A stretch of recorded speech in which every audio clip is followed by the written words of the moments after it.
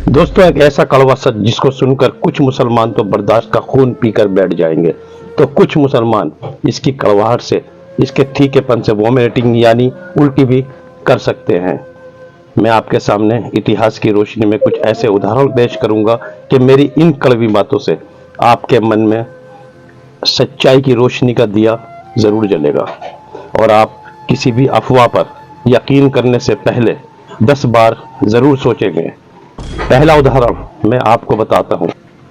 644 ईस्वी मस्जिद नबवी में हमारे दूसरे खलीफा हजरत उमर रजी अल्लाह ताला अन्हु फजर की नमाज पढ़ते हुए शहीद किए गए। जिस इंसान ने उनको शहीद किया वह उन्हीं के पीछे नमाज अदा कर रहा था, जिसका नाम था अबू लुलू फिरोज।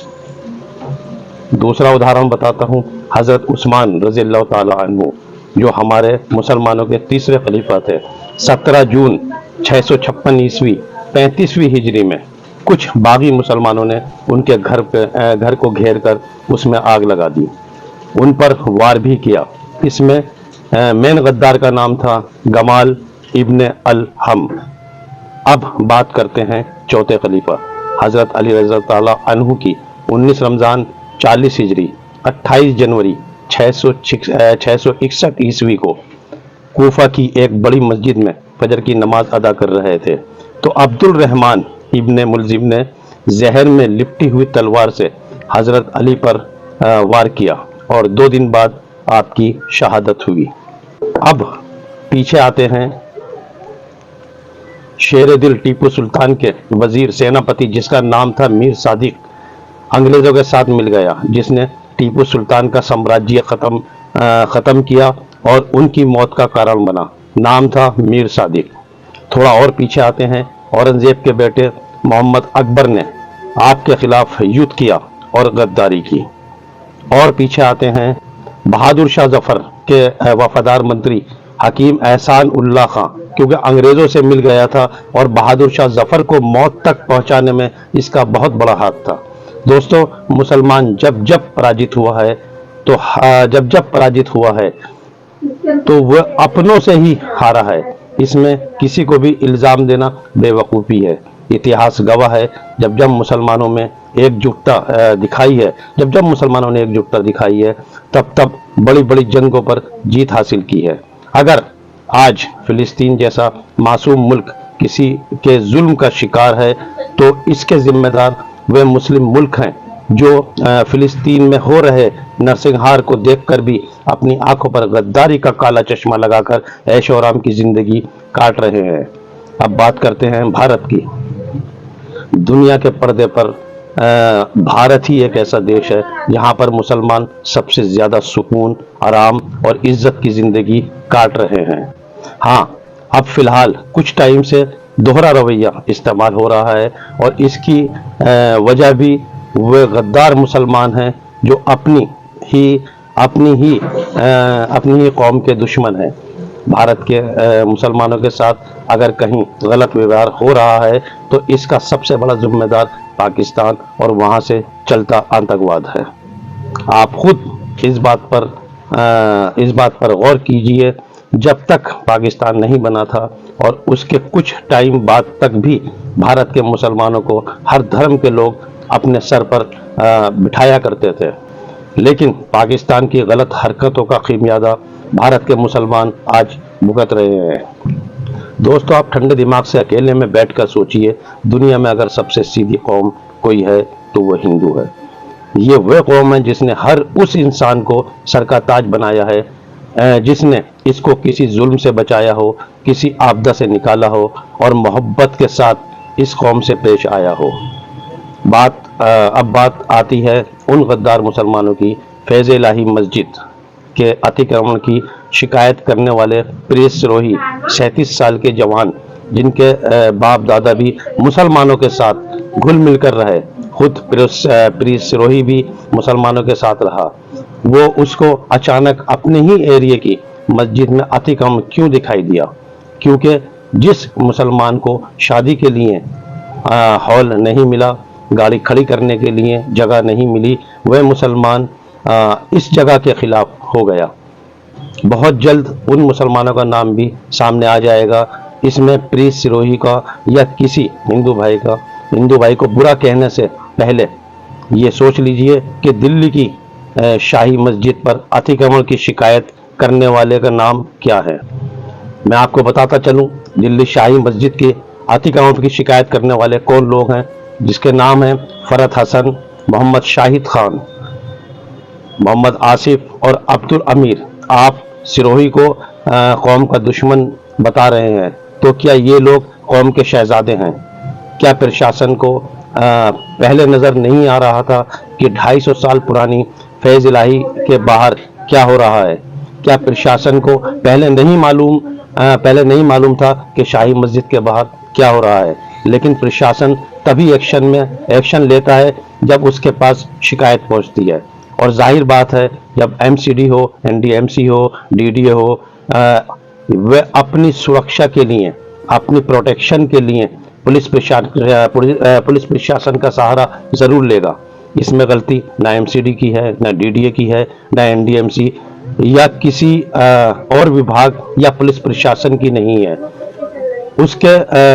उसके काम में बाधा डालना यकीनन गैर कानूनी है। अगर आप सही हैं तो कोर्ट का रास्ता सभी के लिए खुला है। आप वहां चलेंगे, वहां जा करके अपनी शिकायत बता सकते हैं, अपनी मजबूरी बता सकते हैं कि आपके साथ गलत हो रहा है। लेकिन जब तक कौम के बीच गद्दार मुसलमान हैं तो आपको वहां से भी कोई फायदा नहीं होगा। देखिए असदुद्दीन वैसी साहब का क्या कहना है कि जब ये केस चल रहा था तो वक्फ बोर्ड के एडिशनल स्टैंडिंग काउंसिल में खड़े हुए थे और उनके मुंह में गुलाब जामुन था, एक लफ्ज नहीं बोले। कि आज भी दिल्ली वक्फ बोर्ड और ये मस्जिद के लोगों में केस चल रहा। क्या केस चल रहा? हर साल वक्फ प्रॉपर्टी को 20% वक्फ फंड देना पड़ता वक्फ बोर्ड को। दिल्ली वक्फ बोर्ड इनको बोल रहा था 70% दो। ये केस आज भी चल रहा। तो ये Delhi Waqf board is complicit in this matter. जब ये फैसला नवंबर 2025 को आया तो दिल्ली वक्फ बोर्ड को रिव्यू पिटीशन फाइल करना था, रिव्यू पिटीशन फाइल नहीं करे। फिर कोर्ट में क्या बोला कि भाई एमसीडी को बोला कि तुम हियरिंग करो। अगर आप मेरी जमीन है बोल के बोल रहे, आप कैसा हियरिंग करते? वो प्रिंसिपल्स ऑफ नेचुरल जस्टिस के खिलाफ है। तो हर एतबार से ये एक तो जजमेंट गलत है, दूसरा दिल्ली वक्फ बोर्ड कॉम्प्लिसिट है इसमें। वहां की जो कमेटी है वो बिल्कुल काहिल नाहिल है। उनको चाहिए था कि आप जाकर रिव्यू पिटीशन डालते। अभी भी हम डिमांड कर रहे, अगर दिल्ली वक्फ बोर्ड नरेंद्र मोदी गवर्नमेंट के दबाव में नहीं है तो इमीडिएटली सुप्रीम कोर्ट में केस डाले और ये कमेटी के लोग जो काहिली के मजाहरे कर रहे हैं आप फौरन सुप्रीम कोर्ट जाके डालो। ये वक्फ प्रॉपर्टी है, 1970 का गजेट इशू करती गवर्नमेंट। अब आप सिरोही को भी सुन लीजिए कि हाँ, सिरोही से भी गलती हुई जो उसमें डायरेक्ट मस्जिद को गिराने की बात कही, लेकिन मुसलमान ने इसकी बात सुनकर एडिटीज आगे पहुंचा दिया। अंजाम क्या हुआ आप खुद देखें। तो उसमें वक़्फ़ ने कहा कि यहाँ कोई बारात घर ही नहीं है, यहाँ कोई डायलिसिस सेंटर ही नहीं है, यहाँ कोई डायग्नोस्टिक सेंटर ही नहीं है, यहाँ कोई पार्किंग है ही नहीं, यहाँ कोई क्लिनिक चल ही नहीं रहा, यहाँ कोई बाहर से जीना चढ़ा हुआ ही नहीं है। एक तरफ वक़्फ़ कह रहा है कि यहाँ बारात घर ही नहीं है और दूसरी तरफ वहां के स्थानीय लोग वीडियोस बना के डाल रहे हैं कि यहाँ शादियां कैंसिल कर दी गई हैं। तो भाई वो दोनों ही उन्हीं के समाज के लोग हैं। पहले घर बैठ के सलाह कर लो क्या बोलना है, घर बैठ के सलाह तो कर लो, बोलना क्या। लेकिन तुम्हारे असली दुश्मन वो हैं जिन्होंने पब्लिक लैंड पर कब्जा करके तुम्हारे बच्चों के विवाह हुए और तुमसे वहां बारात घर का शुल्क वसूल लिया। वो तुम्हारे गुनहगार हैं। प्रीत सिरोही तुम्हारा गुनहगार नहीं है। एक बारी को सरकारी ऑफिसर छोड़ देता, गरीब बच्ची की शादी है, इन्होंने चाहे 1 रुपया लिया हो, वहां शादी करने का गरीब मुसलमानों से पैसा लिया होगा। पूरी पुरानी दिल्ली गवाह है इस बात की। एक आदमी का कार्यक्रम फ्री नहीं हुआ होगा। एमएलए एमपी का फोन चला गया होगा, बात अलग है। बुकिंग ही करा के दिखा दो उस ग्राउंड की, मैं मान जाऊं, मैं पैरों के नीचे से निकल जाऊंगा। बिना अप्रोच के तो बुकिंग भी नहीं करी इन्होंने, और दुश्मन मैं हूं। जैसा कि आपने देखा कि अंजाम क्या हुआ कि मोहम्मद आरिफ, अदनान, काशिफ, कैफ, समीर, आरिफ, शाहनवाज, उबैदुल्ला, इमरान, आमिर, हमजा और अथर जैसे कितने जवान पुलिस कस्टडी में पहुंच गए। ये उन अफवाहों का ही नतीजा था। दोस्तों, प्रशासन मुसलमान का दुश्मन नहीं है, इसका जीता जागता सबूत है। जहां जहां अतिक्रमण हुआ वहां बिल्डोजर चला। अगर आप दिल्ली की ही न्यूज देखेंगे तो सबसे ज्यादा बिल्डोजर हमारे हिंदू भाइयों की कॉलोनियों पर चल रहे हैं। रही बात मंदिर मस्जिद की, तो कुछ टाइम पहले शास्त्री पार्क में भी अतिक्रमण के चलते एक मंदिर को तोड़ा गया था और ये सारे प्रोसीजर कंप्लेंट पर ही आधारित होते हैं। मैं बस अपने भारत के सभी भाइयों से कहना चाहता हूं कि किसी भी लड़ाई झगड़े को धर्म का रूप ना दें, ना ही प्रशासन पर उंगली उठाएं, क्योंकि प्रशासन जनता के लिए है और जनता की भलाई के लिए है।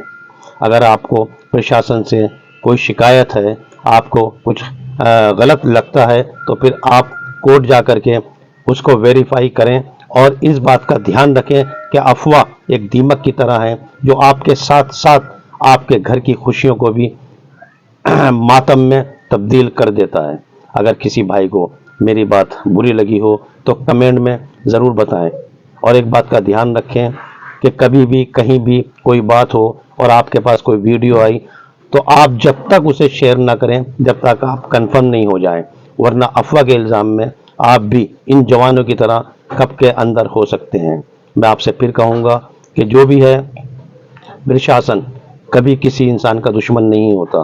वो तभी हरकत में आता है, तभी उसकी एक्टिविटी बढ़ती है जब वो कोई सबूत देखता है। बिना सबूत के पुलिस, प्रशासन या अदालत भी कोई कार्रवाई नहीं करती। तो दोस्तों, इस बात का ध्यान रखें। अगर मेरी बात से आप सहमत हो तो वीडियो आगे शेयर करें और लाइक ज़रूर करें। दोस्तों, सब्सक्राइब करना ना भूलना और अपने भाई कमरुद्दीन को दीजिए इजाज़त। अल्लाह हाफिज़।